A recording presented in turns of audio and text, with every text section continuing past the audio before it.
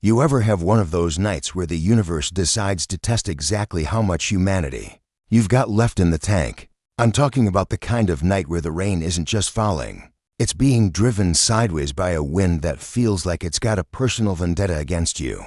And you're running on 3 hours of sleep and a lukewarm gas station coffee. That was me, last November. My name is Jackson Cole. I run a small landscaping business out in the Pacific Northwest. And honestly, most days I feel like I'm just trying to keep the weeds from overtaking my own life. I've been doing the single dad gig for 5 years now, ever since my wife, Sarah, passed, and let me tell you, raising an 8-year-old girl named Leo, short for Leonora, while trying to keep a fleet of rusty trucks running is a young man's game. And I ain't young anymore. So it's about 9:30 p.m., pitch black, raining like the sky was torn open, and I'm driving back from a job site in the middle of nowhere, just wanting to get home, hug my kid, and pass out. I'm taking this back road, a stretch of highway that cuts through the dense pine forests, the kind of road where you lose cell service and pray your alternator doesn't quit.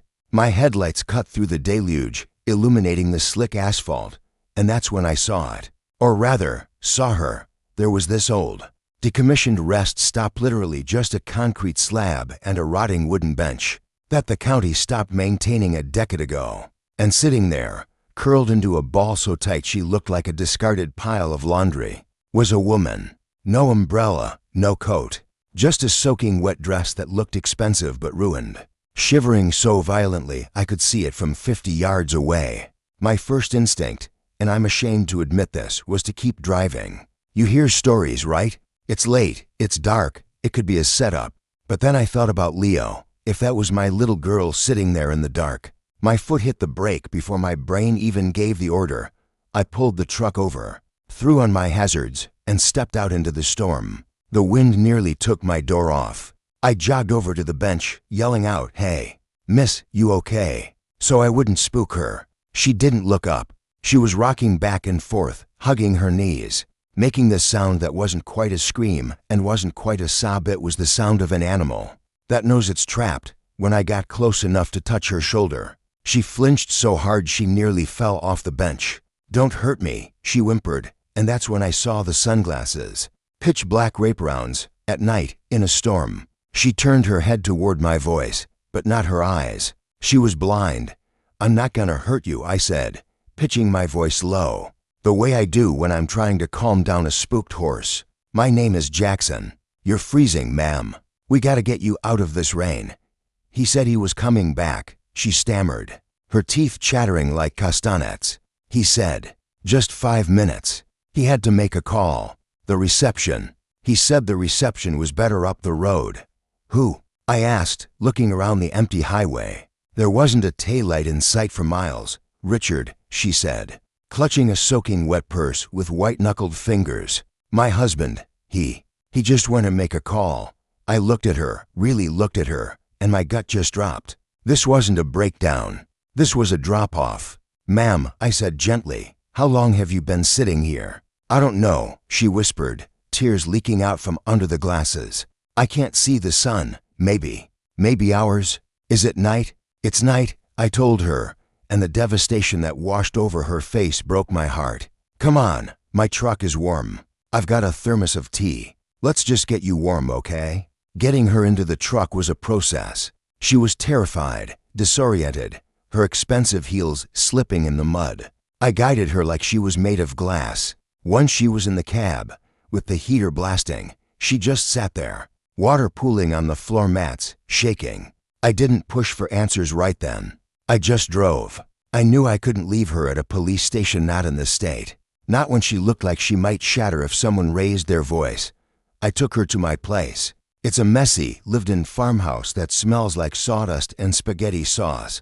But it's safe. My daughter, Leo, was supposed to be asleep, but of course, she was sitting on the stairs in her dinosaur pajamas when we walked in. "Daddy?" she asked, eyeing the shivering woman. "Why is she wet?" "We're helping her, Leo," I said. "Go get one of your mom's old blankets. The big wool one." Leo, bless her heart, didn't ask questions. She ran and got the blanket.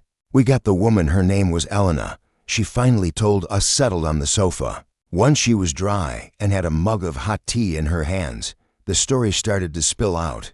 And let me tell you, it was uglier than the storm outside.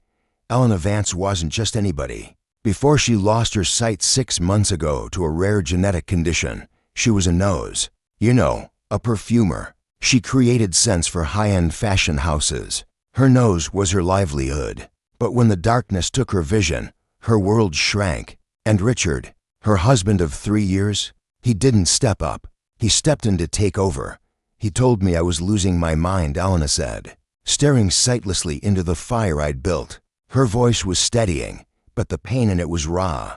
He said the blindness was affecting my cognition, that I was forgetting things, signing papers I didn't remember. He made me feel small, helpless. She took a shaky breath. Today we were supposed to be going to a specialist in Seattle, a neuro-ophthalmologist he found. He said it was our last hope. We drove for hours. Then he pulled over, said he needed to check the tires. Then he said he needed to call the doctor. And then the door slammed, and the engine faded away.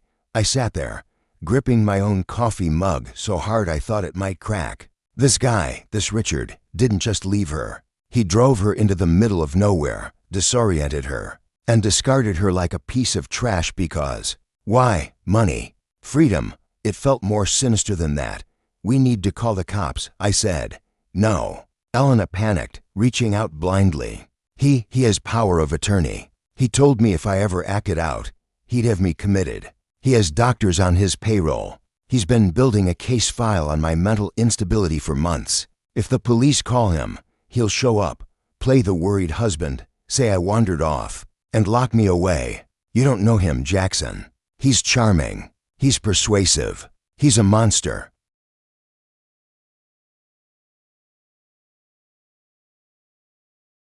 I looked at Leo, who was sitting at Elena's feet, fascinated by the woman's hands. I knew I was wading into deep waters here. I'm a contractor, not a detective. But I looked at Elena, a woman who used to create beauty for a living, now reduced to a trembling mess by a man who promised to protect her. And I knew I wasn't calling anyone just yet. Okay, I said. No cops tonight. You stay here. Leo's got the spare room all set up. We figure this out in the daylight. The next few days were strange. Elena stayed with us. She was scared of everything at first, the sound of the fridge, the creak of the floorboards. But Leo became her shadow. My daughter, who usually has the attention span of a gnat, became obsessed with describing things to Elena. The toast is golden brown, like a retriever puppy, Leo would say. Or, Daddy's wearing the flannel shirt that smells like pine needles and gasoline. Elena laughed at that one. It was the first time I heard her laugh. Cedar, she corrected, sniffing the air in my direction. Cedar, engine oil, and stale coffee. Hey, I protested, smiling despite myself. It's a robust blend. We started digging. I got my sister, who works as a paralegal and knows how to dig through digital dirt, to look into Richard Vance, and what she found made my blood run cold. Richard wasn't just a husband. He was the CFO of Elena's company, Scent and Soul. And while Elena had been shut away in their penthouse recovering, Richard had been busy. He was selling the company. Not just selling it, liquidating it. He was selling off her patent portfolio, her life's work, to a massive conglomerate for pennies on the dollar, with a massive kickback structured as a consulting fee for himself. And the kicker? The final signing of the deal was happening in 3 days at a gala in downtown Seattle. A gala celebrating the launch of his new fragrance of formula Elena had been working on for 2 years before she went blind. He stole her eyes, then he stole her genius. He thinks I'm dead, Elena whispered when I told her what we found. Or lost in the woods. He thinks nature will do his dirty work for him. He's wrong, I said, feeling that protective fury rise up in my chest again. But we can't just walk in there with an accusation. We need proof. I am the proof, Elena said, standing up.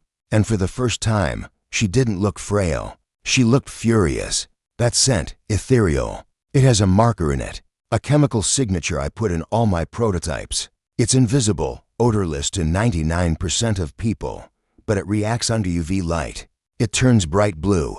It was my way of protecting my formulas from corporate espionage. Richard doesn't know. He's a numbers guy, not a chemist. So we need to get you into that gala, I said, rubbing my beard. In front of the buyers, with a blacklight. I can't just walk in, she said, her shoulders slumping. I'm blind, Jackson. I haven't been in a crowd in 6 months. I get panicked when I can't hear footsteps. I walked over and took her hand. It was soft, uncalloused, the opposite of mine. You won't be alone. You'll have me. And I'm about as subtle as a bulldozer, so nobody's gonna step on you. We spent the next 48 hours prepping. It was like a heist movie, but with more trips to Target. My sister helped Elena find a dress, a crimson red number that looked like war paint. I dusted off my one suit, the one I bought for Sarah's funeral, which felt weird. But Elena told me I smelled like clean cotton and resolve, so I went with it.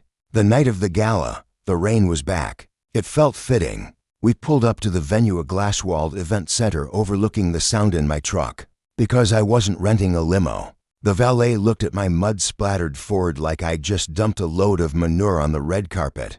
But I tossed him a 20 and told him to keep it close. Elena was trembling as I helped her out. She gripped my arm like a vice. I can smell him, she whispered, her head tilting. Send Elwood an expensive scotch. He's close. Stay with me, I murmured.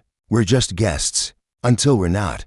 We made our way into the hall. It was packed. Waiters with champagne, soft jazz, people with teeth so white they looked fake. Richard Vance was on a small stage at the far end, holding a crystal bottle of perfume, pontificating about inspiration and tragic muses. My wife, Elena, who tragically is no longer with us in capacity, inspired the scent before her illness took hold, Richard was saying, looking mournful. The crowd murmured sympathetically. The guy was good. He was selling the grief perfectly. I felt Elena stiffen. He's burying me while I'm still breathing, she hissed.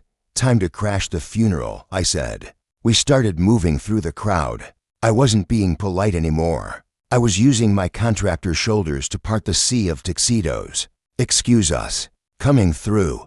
Make a hole. Richard saw us when we were about 20 feet away. I saw the color drain from his face. It was instantaneous. He looked like he'd seen a ghost. He dropped the microphone. It hit the floor with a screech of feedback that silenced the room. Elena,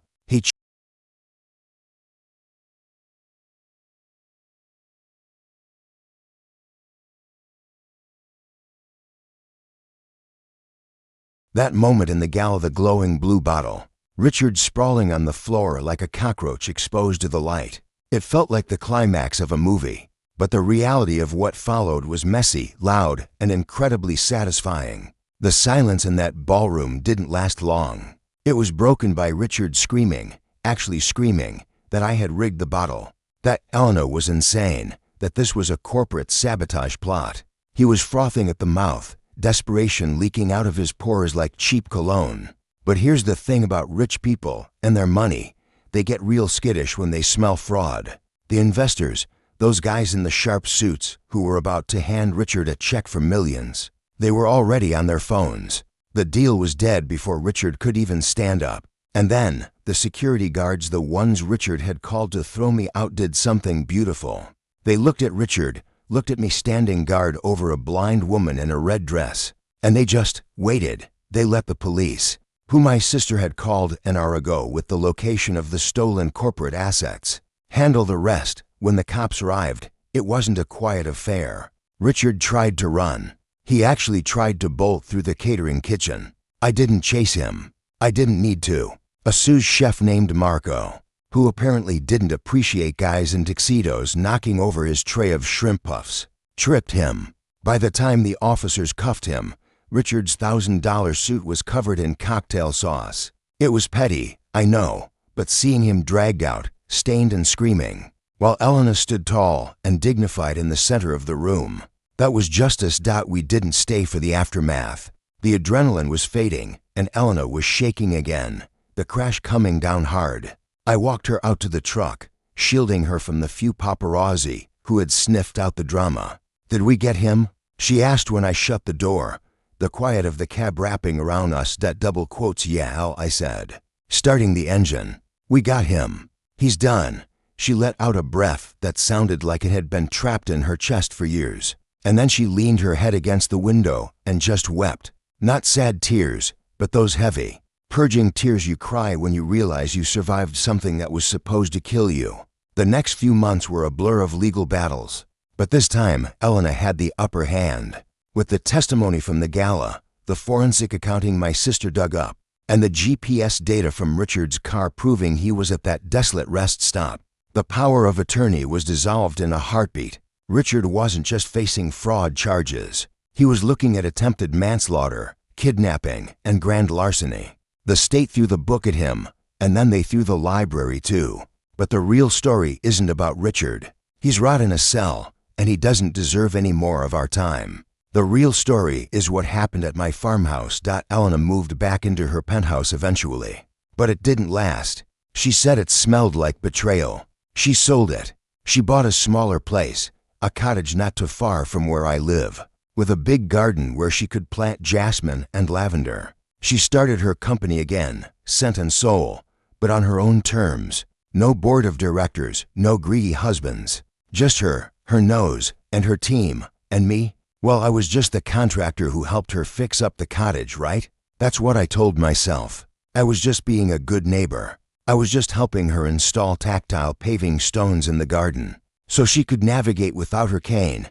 But Leo, my daughter, she saw right through me. Kids always do. One Saturday afternoon, about 6 months after the gala, I was under Elena's sink fixing a leak. Elena was sitting at the kitchen table, mixing oils. The whole house smelled like vanilla and cedar wood. You know, Elena said, her voice light, teasing. You're spending a lot of time over here for a guy who charges by the hour. I'm going to go broke paying you. I haven't sent you an invoice in 3 months. I grunted from under the pipes. I know, she said. I heard her chair scrape back. I heard the tap tap tap of her cane as she walked over to the sink. Then I felt her hand on my shoulder. Jackson, come out from there. I slid out, wiping grease on a rag. She was standing there, looking down well, looking generally in my direction with a softness that made my knees weak. I don't need a contractor anymore, she said quietly. My house is fixed. My heart dropped. Oh, right. Yeah, I guess it is. I can pack up my tools, she laughed, and it was a warm, rich sound. She reached out and found my face, her cool fingers tracing the line of my jaw, the rough stubble on my cheek. You idiot, she whispered. I don't need a contractor. I need Jackson. I need the guy who smells like sawdust and safety. I need the guy who pulled me out of the rain. I stood up, taking her hands in mine. They were shaking a little. I come with a lot of baggage, Elena.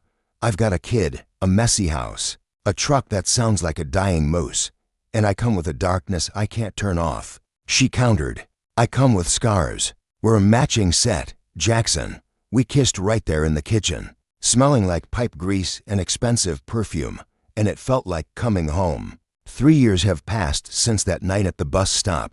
Life looks a little different now. My landscaping business is booming because, turns out, having a world-famous perfumer recommend you for sensory gardens is good marketing. Elena is back on top of the fashion world, but she doesn't travel as much. She prefers to work from her home lab with her assistant, who happens to be my daughter, Leo. Yeah, Leo is 11 now, and she's Elena's eyes. She describes colors, she helps mix samples, she reads emails. They're a team. And me and Elena, we got married last fall in that garden we built together. It was a small ceremony. I wore a better suit this time. But here's the moment I want to leave you with. It happened just last week. We were driving back from the city, and we passed that old rest stop, the one where I found her. It was raining again, just a drizzle this time. I slowed down. I felt Elena stiffen in the passenger seat. She knew where we were. She has an internal map that scares me sometimes. Do you want to stop? I asked. She was quiet for a long time. Then she reached over and squeezed my hand. No, she said. Keep driving. That's just a place where I almost died. It's not where I live. Drive me home, Jackson. Yes, ma'am, I said, and I pressed the gas. We left that dark, empty bench in the rearview mirror, shrinking until it was gone. I think about luck a lot. I think about how easy it would have been to keep driving that night, to say, not my problem, To let the fear of the unknown keep me in my lane. If I had, Richard would have won. Elena would be. Well, I don't want to think about where she'd be. And I would still be just a lonely guy with a rusty truck. We live in a world that tells us to mind our own business, to look away when things get messy, to protect ourselves first. But let me tell you, the best things in my life, my wife, my expanded family, my peace, they all came from the moment I decided to stop the truck. They came from the moment I decided that a stranger's pain was my business. So, here's my question for you guys, and I want you to really think about it before you answer in the comments. We all like to think we're the hero of the story. We all like to think we'd stop. But be honest, it's 2 a.m., it's pouring rain, you're exhausted, and you see someone on the side of the road who looks like trouble. Do you stop, or do you lock the doors and turn up the radio? Because that split-second decision, that's not just about saving them. It might be about saving yourself. Tell me your stories. Tell me about the times you stopped, or the times you didn't and wish you had. Let's talk about it. I'm Jackson Cole, and I'm gonna go check on my girls. Thanks for listening.